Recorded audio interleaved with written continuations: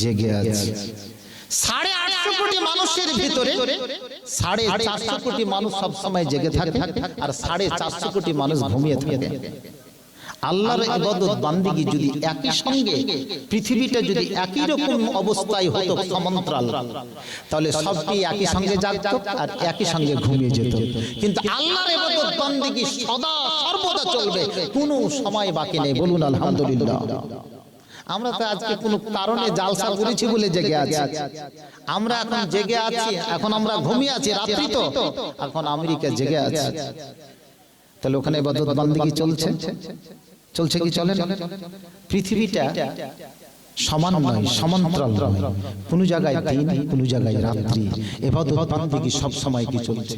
450 কোটি মানুষ যদি আজকে ইবাদত বান্দিগি রাত্রি বেলায় করে, তাহলে না যদি ঘুমিয়ে থাকে, তাহলে 450 কোটি মানুষ আজকে কি জেগে আছে, তারা ইবাদত বান্দিগি সব সময় কি করছে। আবার তারা কি জাগবে, ওরা ঘুমিয়ে যাবে। তার মানে আল্লাহ তাআলা চাইছে কি যে আমার ইবাদত বান্দিগি এক মুহূর্তে যেন কি বন্ধ না হয়। একটা উদাহরণ, জাপান দেখেছেন দেশটা, আপনি মানচিত্রটাকে বুঝছেন, যুক্তি দিচ্ছে।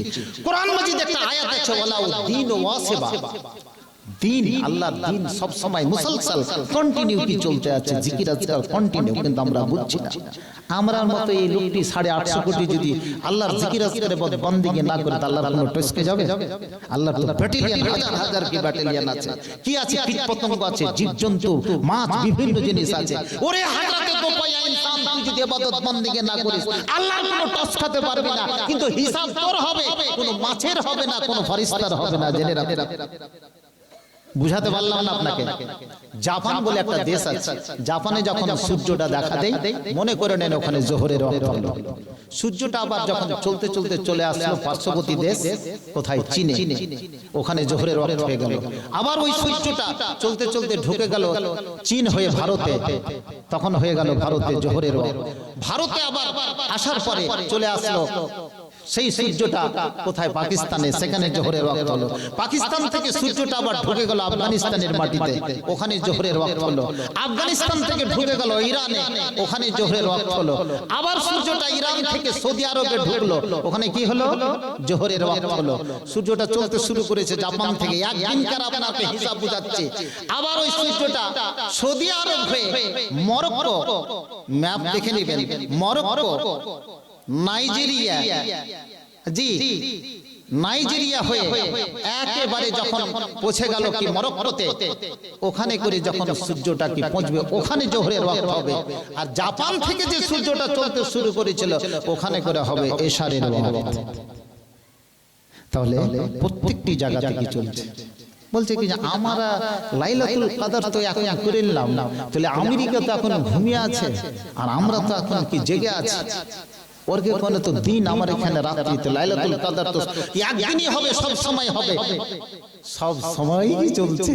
আপনি 12 ঘন্টা জেগেছিলেন, ঘুমিয়েছিলেন, ও 12 ঘন্টা কি জেগেছিল, আবার আপনি ঘুমিয়ে গেলেন, চলতে আছে মুসলসল কন্টিনিউ। ওয়ালাউ দিন ওয়াসিবা, দিন কন্টিনিউ চলবে, কোনো শান আল্লাহর জিকির আজকার হবে না।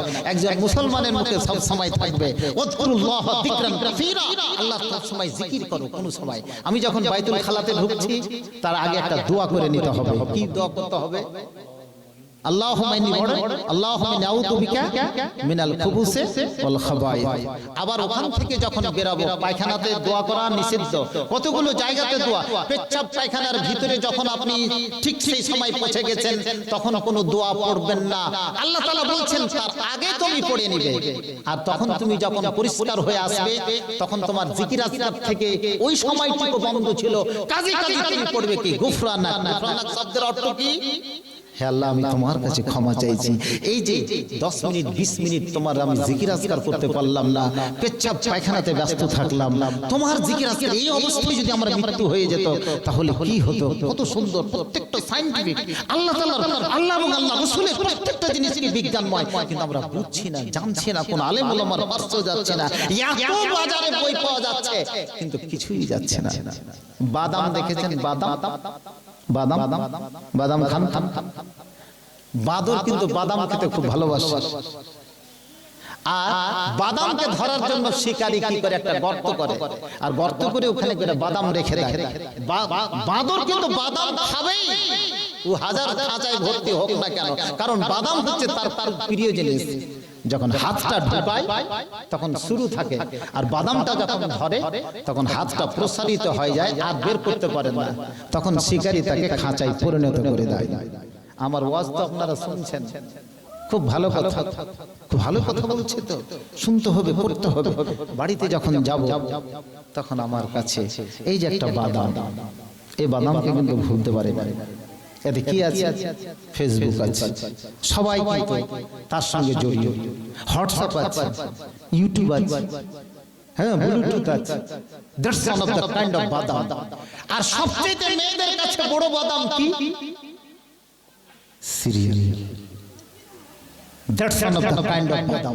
আজকে সমস্ত খাঁচাই কি পরিপূর্ণ হয়ে গেছে। এটাকে দূরে রাখুন, এটা জীবনকে শেষ করে দিল। ছেলে মেয়েকে বাঁচান, নইলে আপনি নিজেও বাঁচবেন না, অপরকে কি বাঁচাতে পারবেন না। পরিষ্কার কথাটি, যুক্তিটা আমার বুঝতে পারলেন? কাজেই আপনি যে দেশে বাস করছেন সেই দেশের সূর্য দেখে নামাজ পড়বেন, বলুন ইনশাআল্লাহ। আর যেই দেশে বাস করছেন সেই দেশের চাঁদ দেখে আপনি রোজা রাখবেন, সেই দেশের সেই জায়গার চাঁদ দেখে আপনি ঈদ পালন করবেন। আপনাকে কোন সৌদি আর আমেরিকার চাঁদ আর সূর্য দেখে আপনাকে বদবন্দেগী করতে হবে না। আপনি যেখানে বসবাস করছেন সেখানকার সূর্য, যেখানে বসবাস করছেন সেখানকার চাঁদ, সেটা আপনার কাছে কি দলিল। এতে যতই কিছু হোক না কেন, যতই কিছু বলুক না কেন, এটাই সঠিক, এটাই সঠিক। যা হোক, চলতে চলতে আমি প্রথম প্রারম্ভে আপনাদেরকে বলেছিলাম যে যার শেষ ভালো তার সব ভালো। মাদ্রাসা খান আমাদের জন্য কাঁদছে, সেখানে করে আপনারা 1970, 69, 80 থেকে আপনারা মানে মাদ্রাসাটাকে চালিয়ে আসছেন। আপনাদের কাছে যখন আমি এই হতভাগা দিনহীন গুনাহগার এসে পৌঁছেই গেছি, তখন একটু অনুরোধ করব, আপনারা একটু হাত খুলে এই মাদ্রাসাকে একটু সহযোগিতা করবেন। মা বোনেরা আছে, মা বোনদেরকে বলছি, ওখানে যারা যুবতী মেয়েরা আছে, আপনারা মা বোনদেরা যাই কিছু দেখলে কেন, ওই সমস্ত যুবতী মায়েরা বা মেয়েরা মা বোনদের কাছ থেকে একটু কালেকশনটা নিয়ে নেবেন, নিয়ে এখানে যারা আছে তত্ত্বাবধায়ক কমিটিতে যারা দায়িত্বে আছেন তাদের হাতে কি পৌঁছে দিবেন। আমার হাতে একটা দান এসেছে প্রায় 10,000। জি শরীফ ভাই 10,000 টাকা। জি লিল্লাহি তাকবীর। শরীফ ভাই যে উদ্দেশ্যে দান করেছে তার উদ্দেশ্যকে তুমি পূর্ণ করো। আল্লাহুম্মা সাল্লি আল্লাহুম্মা বারিক আলা। আল্লাহ গো, তার ইহকাল পরকালের তুমি নাজাতের তুমি ওসিলা বানিয়ে দাও, তার রুজি-রুটিতে তুমি বরকত দান করো। ছেলে মেয়ে যদি লেখাপড়া করে তার ব্রেন শক্তি তুমি খুলে দাও। জি কোরআন পড়াকে তুমি তৌফিক দান করো। আত্মীয়স্বজন মারা গেলে তাদের রুহের তুমি মাগফিরাত করে দাও। জি আজকে কে দানের বদলাতে তার পরিবারে সেই তুমি কি প্রদীপ তুমি উজ্জ্বল করে দাও, যে উজ্জ্বল কি জি সালাফে সালেহিন চেয়েছিলেন, জি সাহাবাই কিরাম চেয়েছিলেন, জি বুজুর্গরা চেয়েছিলেন। আজকে আমরা কি চাইছি, এই টাকার বদলে কি তার দান। আপনাদের কাছে আপনারা তো 5,000, 10,000, 2,000, 3,000 করে দান করবেনই। জি আপনারা আসেন, দেখি ছেড়ে দিলাম কে কতটি করে কি লিখাতে পারছেন। আমি তো প্রত্যেকটার হাইসিয়ত জানি না। কি ওয়াজ করব? যে 1 কুইন্টাল ভুট্টা আসবে, একের পর পর ধরবো নাকি? তাকে ধরবো, আপনি খালি বলে দেন। কি রে করছে? হ্যাঁ হ্যাঁ হ্যাঁ 10,000।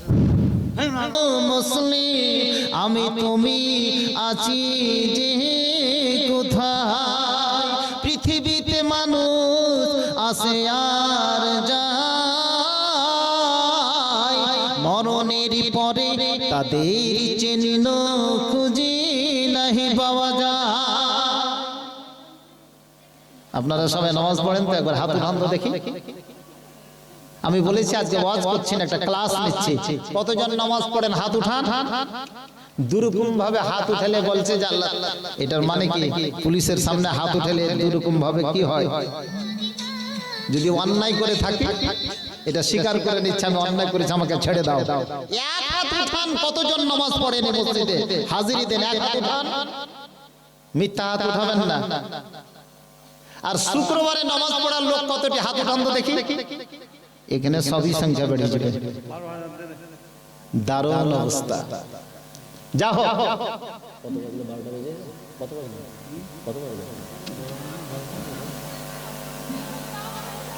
কত বাজলো তাড়াতাড়ি দেখেন। 12:30, লম্বা করা যাবে না, দান উঠিলি। আচ্ছা একটা মশলা আপনাদেরকে শোনাবো ভাই, শুনেন একটু কথা, একটা কথা শুধু শোনাবো আপনাদের। আপনারা একটু দাঁড়িয়ে যান তো, দাঁড়িয়ে যান, দাঁড়িয়ে যান, দাঁড়িয়ে গিয়ে একটু কাছে চলে আসেন, একটা খুব গুরুত্বপূর্ণ মশলা শোনাবো। দাঁড়িয়ে চলে আসেন, চলে আসেন, দাঁড়িয়ে।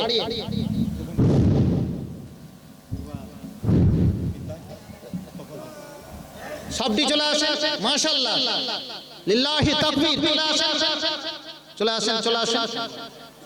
এই তো মাশাআল্লাহ, অনেক লোক আছে তো। কে বলছে ঘোষপাড়া পীরপাড়া? এটা পীরপাড়া তো। হ্যাঁ, দাঁড়িয়ে বসে যান এবারে, মাশাআল্লাহ, বসে যান, সার্বিল জুলুস, বসে যান। এই আপনি ওই করেন না, খুলিয়েন না ভাই, এটা গুরুত্বপূর্ণ মশলা বলছি, খুলিয়েন না, বসে যান, বসে যান,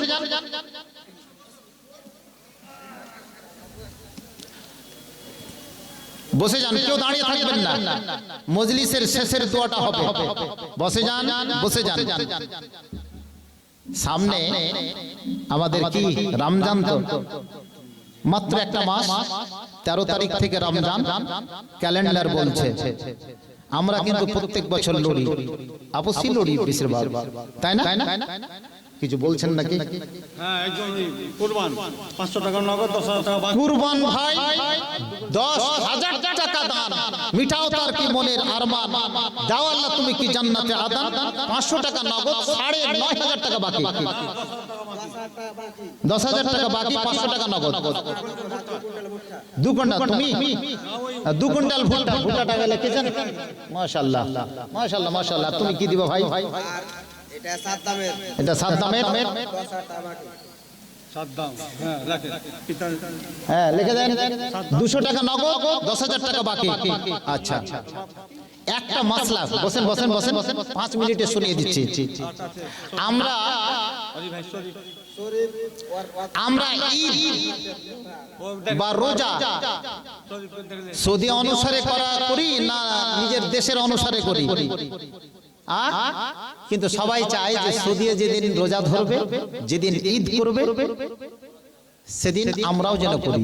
এটা চাই না, মনে চায় না? অনেকেই করে, অনেকেই সে মশলা নিয়ে কি খুব বাড়াবাড়ি একটা দল কিন্তু আছে। আপনাকে আমি যুক্তি দিচ্ছি। যুক্তি কি? হাদিস কোরআনের কতগুলো জিনিস কিন্তু আজ আমরা আলেমেরা বুঝিনি।